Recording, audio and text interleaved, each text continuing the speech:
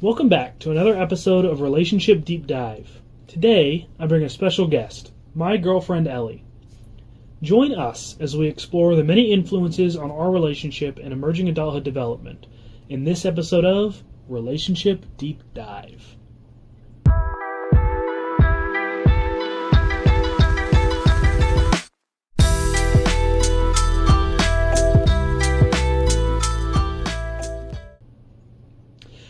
All right, I think we should start today's episode with a little bit of background about us. I am Ethan, and this is my girlfriend Ellie. A little bit about our relationship. So we have been dating for about a year and a half now. We have both been in a prior long-term relationship before this, just one, and I think both of us in high school. We met on a dating app called Bumble. My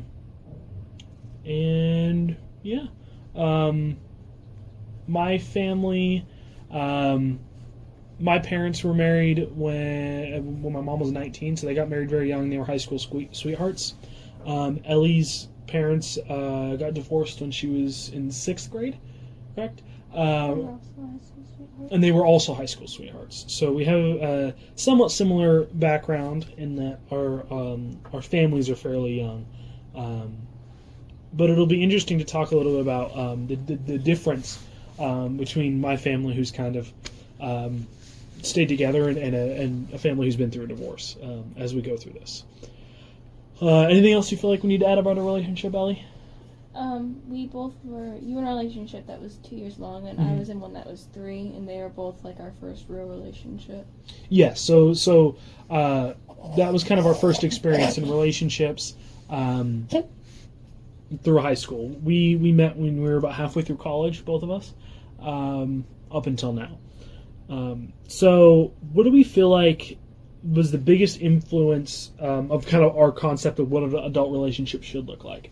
I know for me, it was kind of my parents' relationship. I always grown up as seeing like their relationship was obviously very close because they're high school sweethearts. My mom had a lot of mental health complications and things like that through their relationship, and so because of that, they were always very close. And so I kind of looked up to their relationship.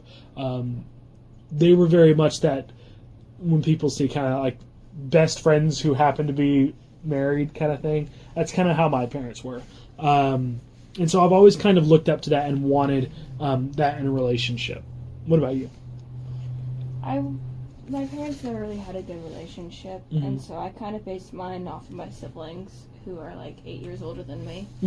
And they all are like vastly different relationship dynamics, so I kind of just picked and chose what I liked from like each of their relationships and what I thought would work best for me. Do you feel like there was anything, like looking at it from sort of an ecological systems perspective, do you feel like there was anything beyond that kind of microsystem that affected you? Media, things like that? I think that I read a lot of books when I was little, and so I kind of based it off a lot of like characters that I saw and how they worked together and how they were partners. I didn't really ever base it off of TV because I kind of watched mostly cartoons, and they are less dramatics and less relationships, the type of shows that I like to choose. And then I also never really had any close friends. The one friend that I did have was never in a relationship, so I didn't really base it off of my peers either. Yeah, I feel like in addition to obviously my family we touched on earlier, I also kind of based it a lot on kind of the books I read. I think both of us were very avid book readers as kids. So that's where we kind of learned a lot of our sort of socialization. And, a lot of those books center their issues and kind of conflicts on relationships and romance. So I feel like because those were kind of part of books, and the books were the major things we were reading and consuming, we tended to see the relationships that were in those books and kind of see those as the norm and on what should be expected. So books like Percy Jackson, there's a really good relationship between Percy, the main character of the book, and Annabeth. They kind of started out, it's a book series about 5 books, I think, and the first couple books they start out more as like friends with like maybe a romantic interest sort of thing, and it's not until you get towards the end of the books that their romance is kind of fully developed. And I feel like, at least throughout my life, that's kind of how the relationship I've always looked up to and wanted is very similar to my parents in that they were kind of like very friends, and the relationship was kind of equally a part of that. So they were equally friends as they were partners and individuals in a relationship. Next question. So how do you feel like throughout your life, do you feel like your concept of what a relationship should look like has changed? Maybe it could be either specifically within our relationship or just before that, maybe through elementary school and then through high school, something like that. I think that when I was younger, before I met you, relationships was just like something I had to do. It was like the number one way to be like valued. Mm-hmm. My value was if I was in a relationship with someone, and like I never really got attention and stuff like that from my family, and so in order to get like attention or feel loved would be if I was in a relationship. And so because I had so much value on being in a relationship, I wasn't picky about who I was in a relationship with.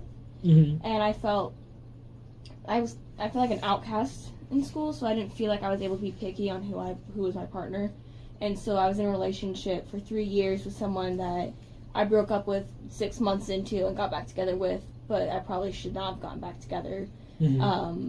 But because I valued just being in a relationship so much, I went through 3 years of it, and I saw it as just like work, a chore, but something that was expected of me, you know? Yes, I definitely saw, at least for me, because really the biggest effect on what I saw as adult relationships were my parents, and obviously they're married, and so a lot of their lives revolve around their relationship because they live together, they have kids together, you know, it kind of revolves around their relationship.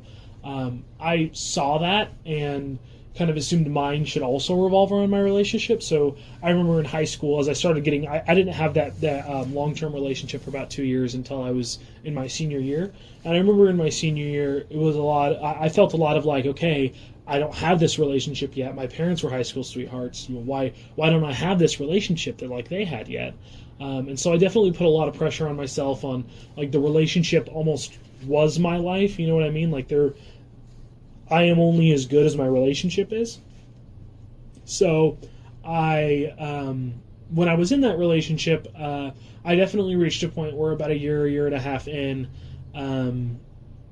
I felt like I was really only in it because I had this sort of sense of loyalty, because I felt like, okay, I made my choice, and this is my only chance to have that kind of relationship, even though, you know, in reality, that wasn't the norm. Most people don't really develop their relationships like my parents did. I spent like a year with him, and I wanted to break up, but I felt like I couldn't, because I was like, well, now it's a waste of the year that I've spent with him. Mm-hmm. And I was like, I've already spent a year. Well, then by the 2 year mark, I was like, I already spent 2 years with him, even though like I don't like him. You know, it's too late for me to start over and try to get married with someone else. Yes. I feel like definitely because our parents had sort of that accelerated development. We kind of felt like we had to have the same that same thing, even though like nowadays, compared to maybe 30 years ago, the average age in which people get married is steadily increasing. It's like, I think it's like 26 or 27 now. You know, it wasn't that back then, and now it is. So I feel like we were definitely kind of caught up in that, okay, we're 19, why don't we have someone that we know we're going to marry, or why aren't we prepared to get married yet, because our parents were like that. I think for me it was less my age, mm-hmm. and more of the fact that my mom, when they got divorced, she was devastated that she wasn't married, not that she wasn't married to my dad. Mm-hmm. And like, I remember when I was a freshman in high school, my mom was like, I promise by the time you're a junior I'm going to be married, you know? Like, she just had to be in a relationship. That kind of bled over to you. Yeah. Mm-hmm. Like, I just, every single day I heard how if she wasn't in a relationship, then she wasn't a valuable person.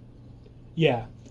I can totally see where you're coming from on that. As we kind of, we're talking about marriage a little bit, so I'll bring up an article I found. It's called The Real versus the Ideal, Predicting Relationship Satisfaction and Well-Being from Endorsement of Marriage Myths and Benevolent Sexism.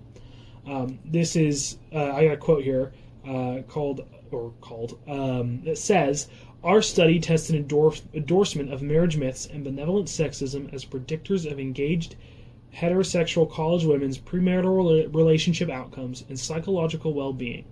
Results indicated endorsement of marriage myths predicted positive experiences, whereas benevolent sexism predicted negative experiences. However, several interactions indicated that women who rejected marriage myths but endorsed benevolent sexism showed more negative patterns, including lower relationship satisfaction and confidence, lower educational expectations, and higher depression. From Kassad et al., 2015. So, do you feel like you agree with this? And why do you think that this kind of happens? This, when you endorse as marriage myths and benevolent sexism, you experience better experiences, more positive experiences. But if you reject kind of those myths and endorse the sexism, why do we see kind of a negative experience? I think because it's not necessarily about roles, like gender roles and stuff like that. I don't think it's necessarily about like sexism. I think the biggest reason why, if you have the marriage myths, that you have a higher chance of success is because it's less about the fact that they're marriage myths and more about the fact that you've established expectations. Mm-hmm. So if you establish expectations when you're dating, you're still going to be successful. Like, it doesn't matter how it's connected to marriage, it just matters that you have an expectation. So, like, for us, I have an expectation that if I'm sick, you're going to take care of the house. And you have an expectation that if you're sick, I'm going to take care of the house. Mm-hmm. It's not about gender, it's not about stereotypes, it's just about we have expectations of who will do what.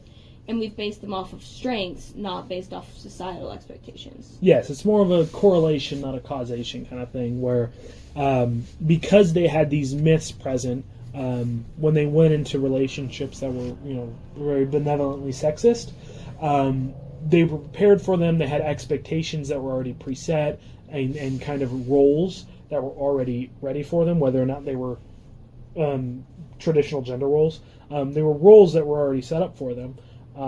Whereas people who didn't, and they really didn't have those kind of expectations and things like that, their marriage was just more rocky because they didn't have kind of that unspoken idea of, okay, you do this, I do this.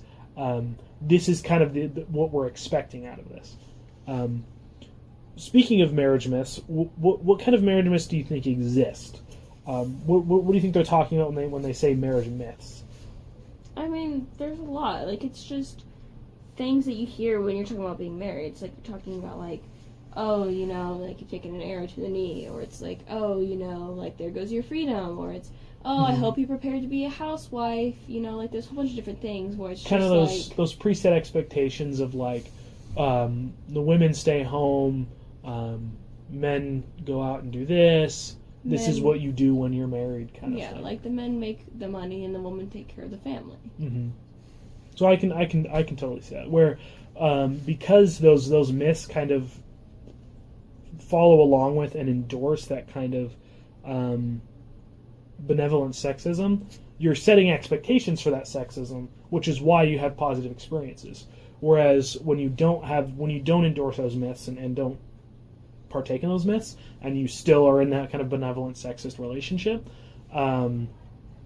you kind of have a negative experience because those expectations aren't there, and so you're kind of not ready for that, understanding what you're getting into going in. I see that. I'm kind of taking a bit of a left turn here, but media influence on our relationships. I know we touched on it a little bit in the beginning, but we're going to talk about it a little bit more here. I got an article here. It's called Media's Influence on Self-Image and Romantic Relationship Decision-Making in College-Age Clients. What mental health counselors should know. And this one says that results from the analysis of this article indicate two major themes. Participants indicated media portrayal of successful people had an influence on the type of person they would date, and participants disclosed that an inability to connect with others increased their reliance on media as a guide for romantic decision-making. And I know we talked about it. We both felt like we weren't super influenced by like direct media, sort of that TV, kind of the general media. So I know you and I are both a little weird on that. We're more influenced by books and things that people aren't traditionally influenced by. But do you see what this analysis is indicated kind of happening, where the people who are portrayed as successful, these relationships, or kind of a stereotypical relationship, do you feel like that has a general influence on the general culture of America, I guess? Yeah, like I've seen definitely like correlations between like the I don't know top 20 like most romantic or most wanted men or whatever. But also I do feel like one way that I've been influenced by social media at least is observing like celebrity relationships and seeing like these negative side effects that they have or negative like interactions that they have and not wanting that myself, you know. Mm-hmm. So seeing the kind of sensationalization of these kind of celebrity relationships and going, okay, this is not what I want in a partner. This is what I want in a partner. Kind of helped you narrow down seeing the personality aspects that you liked in somebody and things that you didn't. I could see that, where it kind of characterizes and exposes people in a way that interacting with someone kind of on a day-to-day basis can't really. Because it breaks down people into a very like archetypal state where you can see somebody, oh, I like this aspect of somebody, but I don't like this aspect of somebody. It's very easy to do that, especially when you're really young. You see it a lot. And so it's really easy to look at it and go, okay, I like somebody who is very outgoing. Okay, I don't like this character. I don't like this person who is, maybe stereotypically attractive or is very sporty, that kind of person, right? So it kind of helps you narrow down the kind of people you do like and don't like. Do we feel like over, let's say, our parents' generation or grandparents' generation, do you feel like maybe that influence on media, whether or not the media itself has changed over generations? Do you feel like the influence has changed? So do you feel like our grandparents' media has influenced them differently than it does us today? No, I feel like media has influenced relationships the same throughout the ages. I mean, I feel like back in the 50s, the ads, they were much more like personable than about the product, Like if you saw like a cigarette ad, the cigarette ad was like, oh, ladies, if you want like the perfect boy dates like smokes this cigarette, or it's like men, like the perfect lady uses like this cooking pan. Like it was still very like relationship and like relationship influencing through like media ads. Yes, and I think one of the most interesting things we talked about during the course of this adulthood and adolescence and emerging adulthood class is during one of our chapters we talked a lot about how the relationships themselves in our generation versus our grandparents' generation, we expect a lot more out of them. We kind of rounded back to the Maslow's hierarchy of needs. Even back in like, let's say the 1600s or something, in kind of medieval times, you married people for power, for resources. People were literally married off, not because they love each other, because they want some sort of self-actualization or fulfillment out of it, but because they want to survive. Or in even the 1800s, you married people because it would give you another person to harvest the land if you were a farmer. Someone you could have kids with. Things like that. It was an extra person there who could do things that you couldn't as a single individual. And even as we get to kind of our grandparents' generation, even then we were kind of at that. This person gives me love, and that's about it. Whereas nowadays, even though it seems like there's more divorce and things like that, the relationships that do last are ones that kind of go farther up on that hierarchy of needs. So they're more self-actualized. They help you reach that kind of... A really good example is people often cite that like the best relationships are one that make you a better person. That's kind of what I mean. You don't often see those, but when you do see them, they are very, very strong because they reach all the way up to the very, very top of Maslow's hierarchy. You were talking about divorce, And I feel like, yes, the divorce rate's higher, but I think that correlates to self-actualization as well. Because I feel like we're now in a society in which we're allowed to express all sorts of different types of needs, not just our first base needs. Yes. And I think that's why divorce is happening, is because their needs aren't being met. And so, coming from a child of two divorced people, like, I can see that both of my parents have reached, like, higher levels once they divorced. And so I think the whole correlation of, like, looking for someone who helps you reach self-actualization, it correlates to the fact that we're now in a society in which you can express all different types of needs. Yes, you don't have to just express, some of those base level needs. You're now able to look for a relationship, and it's even socially acceptable to look for a relationship that gives you that self-actualization. And so I feel like our relationships need to fulfill a different role than they needed to 50 years ago. And even then, relationships that do get divorced, most of the time, talk about it even 50 years ago, it was kind of taboo to get divorced. People really didn't do that, and so you ended up having these relationships who didn't reach that full self-actualization, and people are stuck in them. It's a very common, joke where grandma and grandpa hate each other, but they've been married for 30 years, kind of thing. They didn't feel like they had the opportunity to ask for those things, or request those needs, or find a relationship in which it did fulfill. You settled for what you had, and you didn't like what you had, sucked. You're stuck with it for the rest of your life, kind of thing. Whereas now we have the ability for not just men specifically, because it used to be men, where only they were the ones allowed to leave relationships or things like that. It only had to be for, infidelity or things like that. Now we have the ability to say, hey, this person isn't giving me what I want out of this. This relationship isn't getting me what I want anymore, and they didn't have that even in our grandparents' generation. So, yeah. Anything else you wanted to say about that? All right. I think that's all we've got for today. Well, Ellie, I really appreciate you coming in, talking about our relationship for me. Any closing remarks you wanted to have about kind of this conversation? No, I think it was interesting, but I think we've talked about it all, so... Yeah, I think it's really interesting to see kind of the role that that socialization has in our development of relationships. It's not something that people really recognize very often, that relationships, or at least our concept of what a relationship should be, those kind of expectations, influence the satisfaction we have in those relationships.